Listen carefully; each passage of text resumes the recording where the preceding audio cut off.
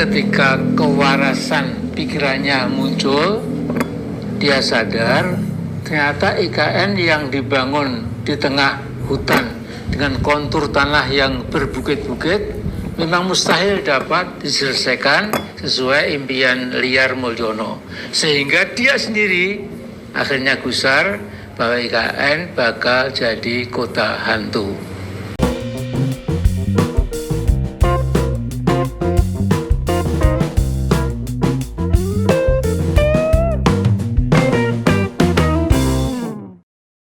Assalamualaikum warahmatullahi wabarakatuh. Shalom, Om Swastiastu, Namo Buddhaya, salam kebajikan, salam sejahtera bagi kita semua. Kembali lagi dengan saya di sini Leonardo Sirait di channel kesayangan kita ini, Sirait Media. Oke, kawan-kawan, teman-teman, kali ini kita akan membahas yang sangat menarik untuk kita simak bersama-sama ya teman-teman ya. Bagaimana kabarnya para pembenci Pak Jokowi, teman-teman? Tentu ya makin kejang-kejang ya setelah melihat pembangunan IKN saat ini.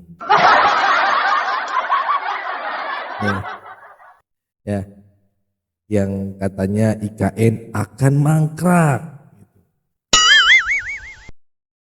Ya, IKN akan menjadi kota hantu gitu ya. Siapa itu yang mengatakannya? Ya tentunya Mbak Amin Rais. Ya teman-teman bisa lihat video ini teman-teman ya.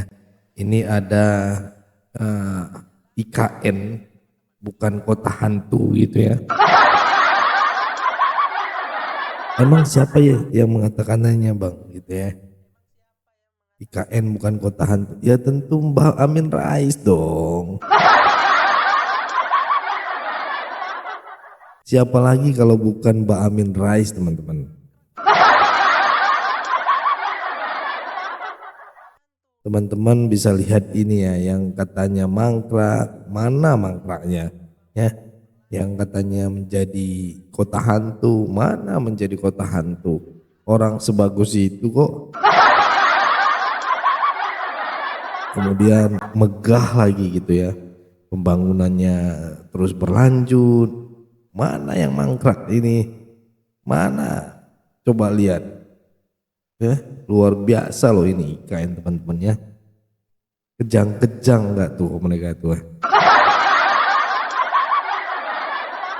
Ya, pembenci pemerintahan Pak Joko Widodo setelah melihat video ini ya. Kejang-kejang tuh ya. Ada buktinya ya, kita buktikan di pemerintahan Pak Prabowo. Asik.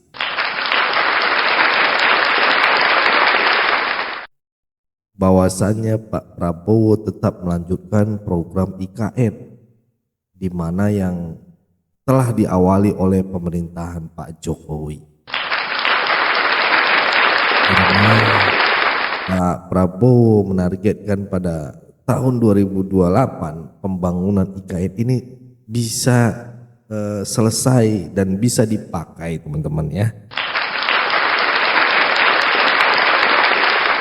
Ini kabarnya ya, kabar-kabarnya ya, gitu ya. Mbak Amin Rais mau beli tanah kapling di IKN. Buat apa? Buat tanah kuburan. Emang siapa yang mau dikubur di situ? Ya nggak tahu lah siapa-siapa, teman-teman pikir sendiri lah. Seperti apa keseruan dan kelucuan ya, karena kita masih bersama-sama akan menonton juga Opung Parbelak teman-teman ya. Makanya teman-teman harus simak video ini sampai selesai biar teman-teman tidak gagal paham. Oke, langsung aja kita lihat video berikut ini. Kalau ditengok Amin Rais kayak gini majunya IKN sekarang, Kurasa ada rencananya mau beli tanah kaplingan ini di IKN. Yakin aku dibelinya tanah kaplingan itu paling nggak 3 kapling. Satu untuk rumah, 1 kapling untuk yayasan, 1 lagi untuk kuburan. Maksudnya tanah itu dibeli untuk diwakafkan sebagai lahan pekuburan, gitunya maksudnya. Langsung ngeri kali lah doa kalian itu. Aku belum ku perpanjang, udah kalian perpanjang sendiri dalam hati.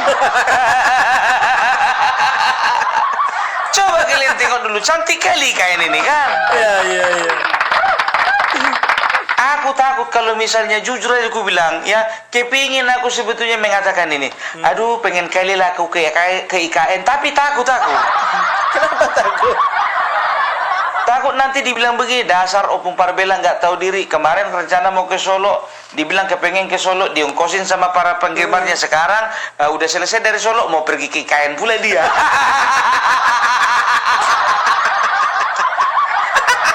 Dasar nggak tahu diri. Apalagi masuk opung parbela ngomong-ngomong kayak gitu, kepengen diongkosin lagi.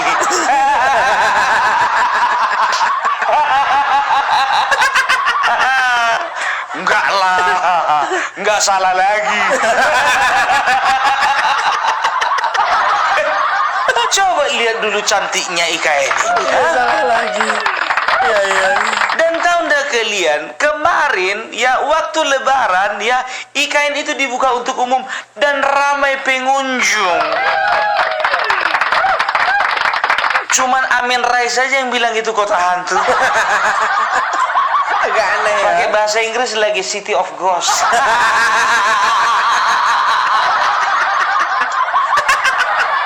Sekarang begini, apa nggak terlalu rugi negara membiayai ya sebuah proyek besar-besaran hanya untuk dijadikan kota hantu?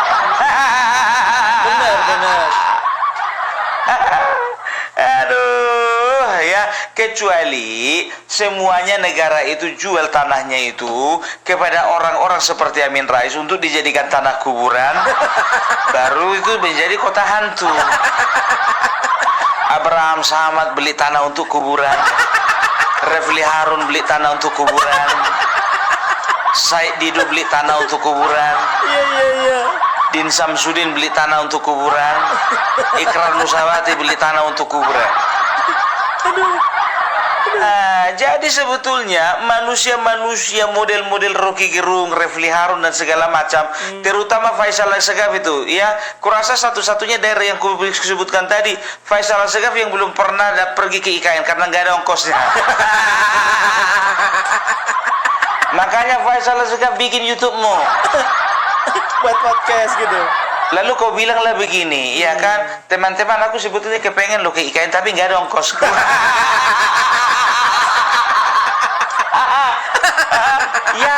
Yakin aku, nggak ada yang ngasih. Nggak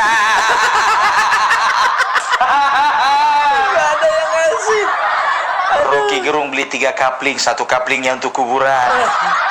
Iya. Refli Harun juga beli 3 kapling, 1 kaplingnya untuk kuburan. Abraham Samad begitu juga beli 3 kapling, 1 kaplingnya untuk kuburan. Ya, dan itu akan memungkinkan kota ini akan menjadi City of Ghost. Artinya apa? Kota hantu alias tanah kuburan. Kalau developer sih sebetulnya senang-senang aja tanahnya dibeli. Iya. Ya kan, cuman orang ini nanya, ini orang-orang sengkle ini semuanya mau tanding aset atau mau tanding besar-besaran tanah kuburan?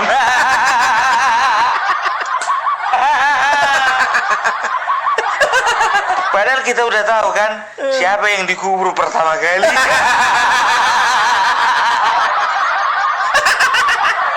Enggak, ku bilang dari antara orang itu bukan. Aku nggak sebut nama. Sebut nama. Oke.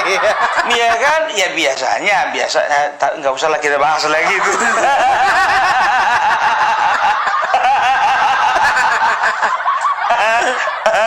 Kau mendahului Tuhan kau. Ya kan sekarang kan kita bilang kan tadi tanahnya itu rencananya dibeli untuk diwakafkan. Urusan siapa yang mati duluan itu ya urusan belakangan itu. Tapi biasanya yang agak peot-peot dan juga rambutnya ubanan semua yang udah nggak kuat lagi ngomong, yang agak-agak ngaur, ya kan? Karena apa, yang suka ngelindur biasanya itu duluan yang dikubur. Siapa itu Bung maksudnya Bung? Maksudnya siapa? Ya entah kakeknya orang ini, nggak tahu juga kita. Entah tetangga orang ini, yang penting tua, peot, ubanan, ya ngomongnya suka ngelindur. Kadang-kadang suka caci maki. Biasanya itu duluan sih. Udah langsung aja sebut namanya, nggak perlu. Aduh, coba tengok kalian dulu cantiknya IKN ini, ya. Luar biasa kan? Jadi inilah ibu kota Nusantara, ya, sebagai persiapan dari ibu kota negara kita yang akan rampung di dalam 5-10 tahun lagi. Kok lama kali itu? Lama kali. Nanti sempat diantara satu itu pun ada yang meninggal, nanti gimana itu? Nggak sempat lagi dilihatnya nanti, Bu. Justru itu makanya yang merasa punya bapak atau punya kakek itu, kakeknya itu dibawa jalan-jalan dulu ke IKN. Kalau kayak Refli Harun masih panjang umurnya. Abraham Samad Masih panjang umurnya. Rocky Gerung. Kalau itu masih panjang umurnya. Iya. Tapi kalau yang satu lagi itu agak sangsi aku.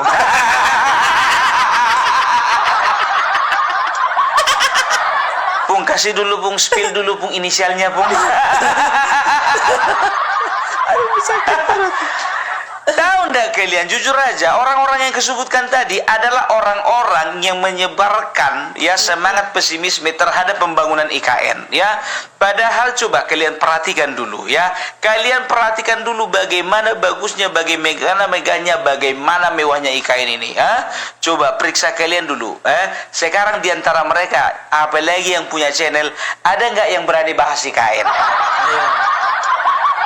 Amin Rais, coba cek dulu kontennya itu. Ada yang bahas IKN? Nggak ada. Refli Harun nggak ada. Nggak ada. Rocky Gerung juga nggak ada. Kalau kita tantang orang itu membahas IKN sekarang, lari follower orang ini satu-satu. Makanya aku bilang, ya jujur aja aku bilang, apalagi Amin Rais suka kali menghina pemerintah, suka kali memfitnah Bapak Joko Widodo. Iya kan? Kulihatlah subscribernya, oh pantasan lah nggak nambah-nambah.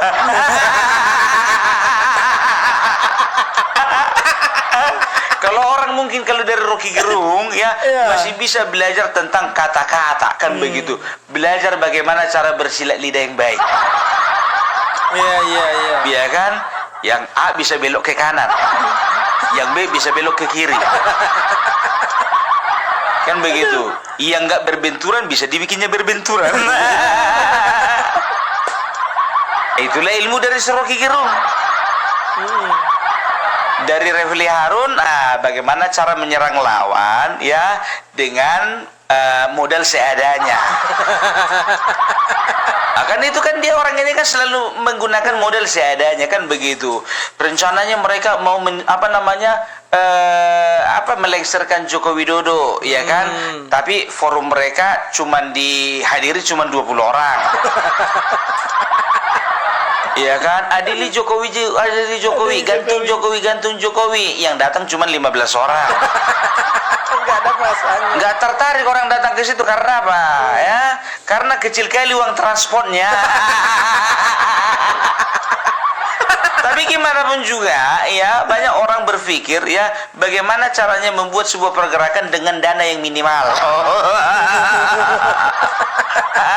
Itulah yang bisa dipelajari dari orang Refli Harun. Dari Said Didu itu, ya, bagaimana caranya, ya, mengakomodir kepentingan sendiri seolah-olah kepentingan rakyat dan menyerang kepentingan pemerintah. Iya, benar. Yang diakomodir sebetulnya kepentingan sendiri, Yang sendiri. tapi mengatasnamakan rakyat. Ya. Yang diserang pemerintah. Karena apa? Sakit hati tanahnya nggak dibeli dengan harga yang tinggi. Bagaimana biar tanahnya dibeli dengan harga yang tinggi? Ciptakan konflik. Benar. Iya. Itulah yang bisa dipelajari dari Said Didu. Dari Amin Rais sama mau kita pelajari. Dan tahu enggak kalian ya, jujur aja ku bilang ya, ada seorang teman ya, ada seorang teman, kalau ku bilang nggak tega lah ku bilang teman, karena ibu ini umurnya 65 tahun. Oke. Ya, dia bertelepon dengan Opung Parbella dari USA. Wow. Ya, dan tahu enggak kalian bahasa Inggris. Mantap. Bahasa Inggris. Keren. Jadi dia mengungkapkan kekesalannya dengan salah satu manusia yang dianggapnya paling buruk di Indonesia ini, Rocky Gerung. Gak suka, ya itu lebih nilaiin dia, ya kan, suka-sukanya kan begitu, ya kan. Dan aku juga gak sampaikan juga siapa namanya ya. Ayo kita dengarkan dulu ya, dengarkan dulu ya curahan hati dari ibu yang ada di Amerika Serikat. Everybody will understand it. Iya.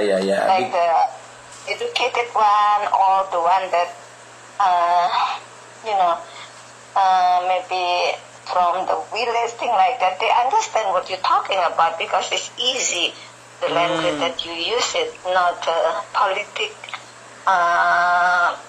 language that is very high. Then Jadi the suka sama villages people Opung. doesn't understand what you're talking about. Karena udah But bawain. what you explain to us is so easy to understand. That's what I like it so much. Tentang politik itu. Yeah, actually that is Ya, the point of dibawa- my channel, yeah. Mudah, Because I want to gampang dimengerti. make everyone realize about anything that happened in our country, in our nation, yeah. Yeah. And as you know, that so many hoax that produced the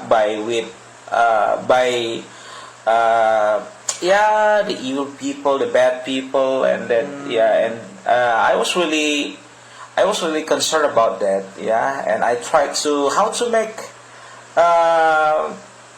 make people not influenced with the hoax, yeah. I think that is the way, yeah. I need to think about what is the interesting way, yeah, the interesting way to make them understand with my news, with my explanation, yeah. For me, I think make jokes, yeah, make a funny stories. I think it's gonna be helping. Buat Yes, I like it because of it. Not really like what is it called Rocky Gerung. Gak seneng Rocky Gerung. Rocky Gerung. Iya, Rocky Gerung. And what else? I don't like the way they're talking about Jokowi. Yeah. Jokowi. Yeah, because It hurts my feelings so much. maybe most Indonesian people know that he's so bad, so cruel. Yeah, I think he's a bad people. Maybe he is the worst man in Indonesia. And the other one, his friend, the one that always bang the table when his program. Who? What's his name? Refli Harun? No. Friend. Yeah, Raffi Arun. Raffi Arun. Raffi, yeah. Oh, no, I never watched his channel because it's ridiculous.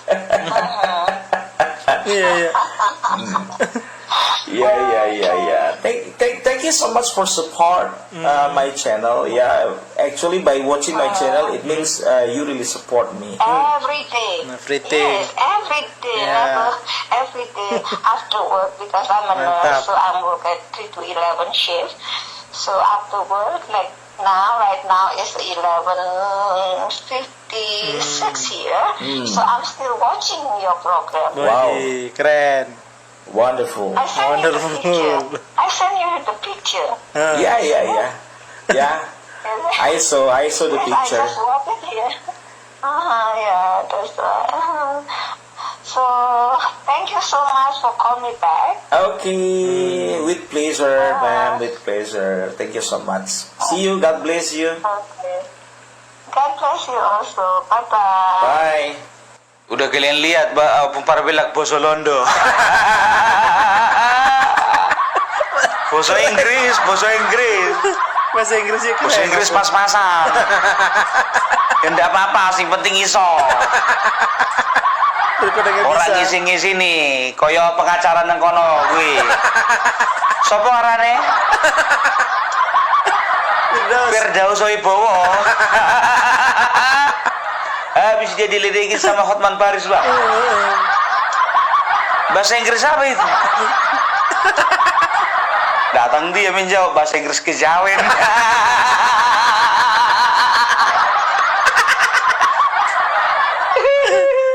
Jadi kalau yang ku tampilkan tadi itu bahasa Inggris Pulau Samosir itu. Kalau Firdaus Wibowo bahasa Inggris kejawen, kalau yang ku pakai tadi itu bahasa Inggris apa? Bahasa Inggris Pulau Samosir. Gitu dia. Ya, jadi dia mengungkapkan kesalahan kepada Rocky Gerung dan juga siapa namanya itu Refli Harun, ya kan?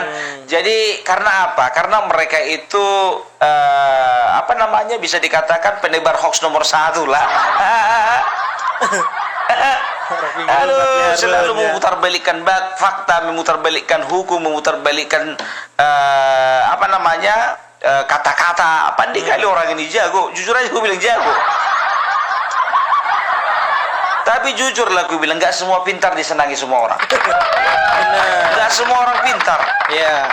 Karena kepintaran itu ya kan apa namanya ada 3 tingkatan kan, pintar, cerdas, bijaksana.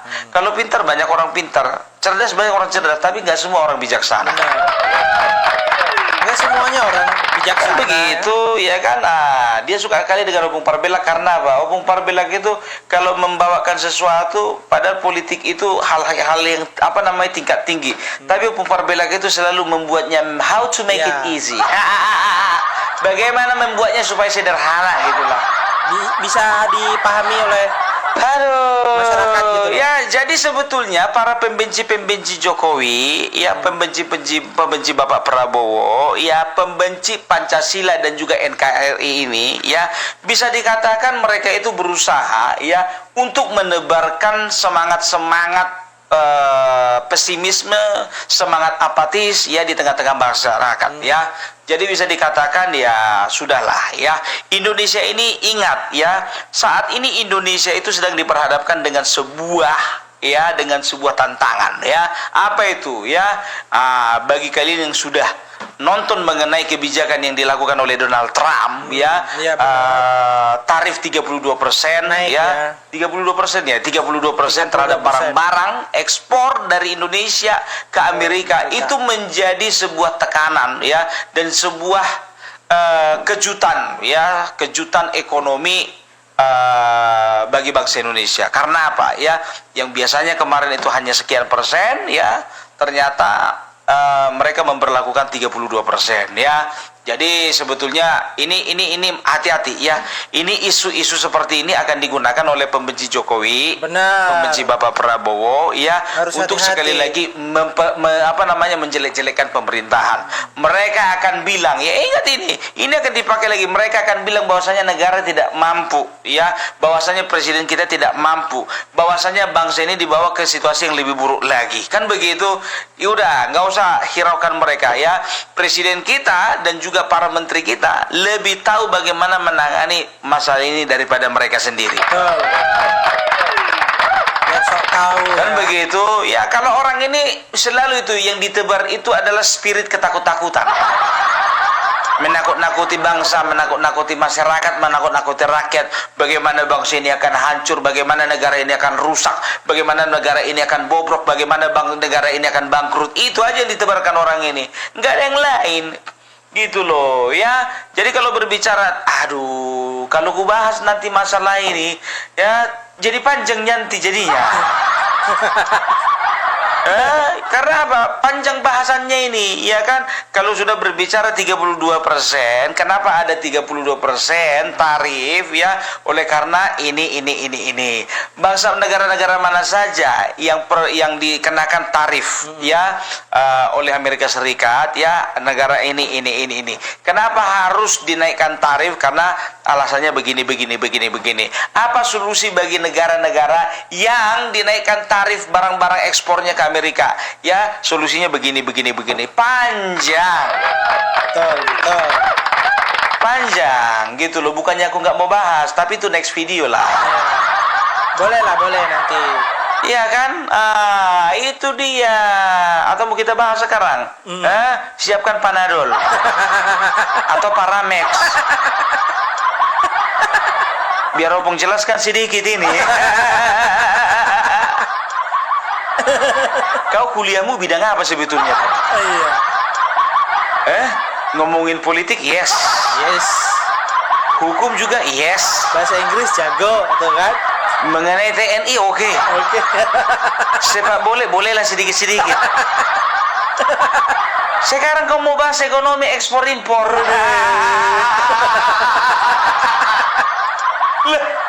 Kenapa enggak? Ayo kita bahas. Tapi nggak usah lah, panjang kali waktunya. Nah, contohnya ya.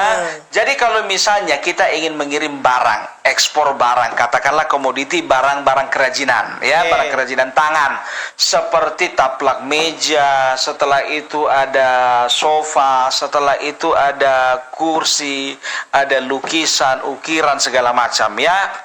Katakanlah kita bisa memproduksi ya, mulai dari biaya produksinya, bahan mentahnya, setelah itu gaji karyawan, semuanya itu totalnya itu biaya produksi itu semuanya itu ada sekitar 50 miliar kan begitu.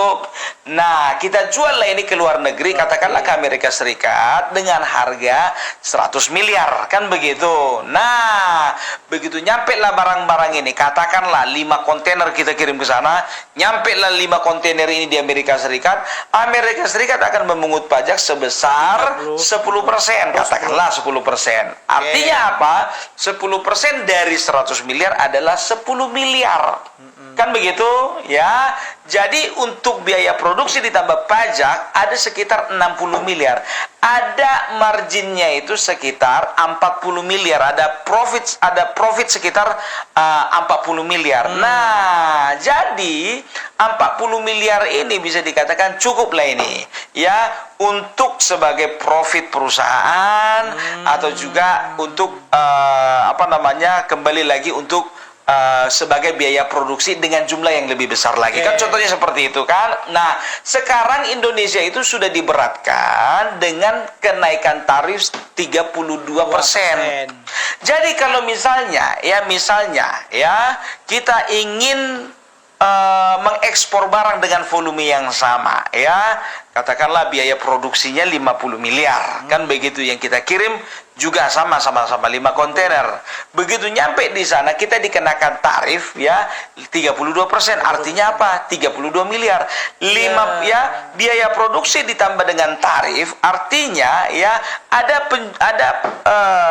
pembengkakan di situ ya, 50 tambah 32 menjadi 82 miliar. Nah, kalau dikurangi 100 miliar kurang 82 miliar, adalah marginnya itu hanya sekitar 18 miliar. Kan begitu. Nah, 18 miliar ini akan sulit untuk mengelola ya, akan sulit untuk dikelola untuk ya perusahaan ya si pengirim tersebut. Karena apa? Ya katakanlah 10 miliar biasanya 10 miliar itu untuk masuk ke perusahaan sebagai profit kan begitu. Nah, 30%-nya lagi katakanlah untuk menambah biaya industri karena ingin mengirim atau menjual dengan volume yang lebih besar. Nah, kalau sudah seperti ini bagaimana lagi bisa mengembangkan usaha? Betul. Ya. Begitu ya, dengan 8 miliar nggak akan mungkin ya bisa lagi menaikkan volumenya. Kalaupun bisa menaikkan volume barang yang akan dikirim ke luar negeri, yaitu sangat kecil ya. Nah, jadi ya kira-kira apa dampak yang diakibatkan oleh kebijakan Trump ini, Pung? Dampak positif atau negatif? Ada dua-duanya, ada.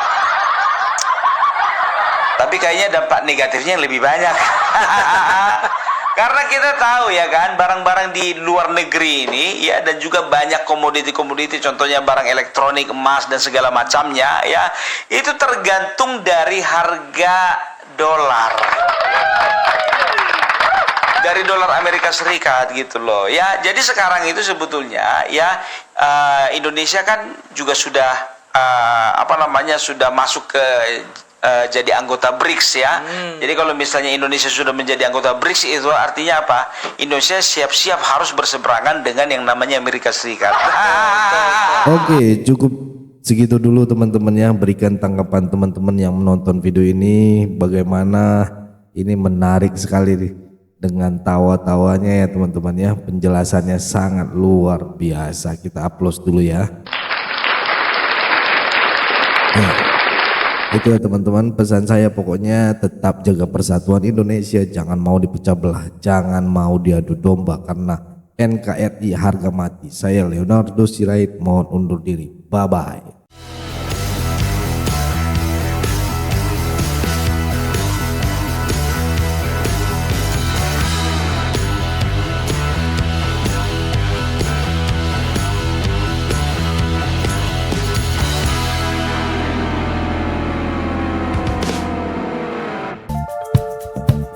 Kawan-kawan yang mau mendukung Sirait Media, boleh melalui rekening ini dan bisa melalui Kris Mobile Banking ini. Dengan cara scan barcode Kris ini di mobile banking, kawan-kawan.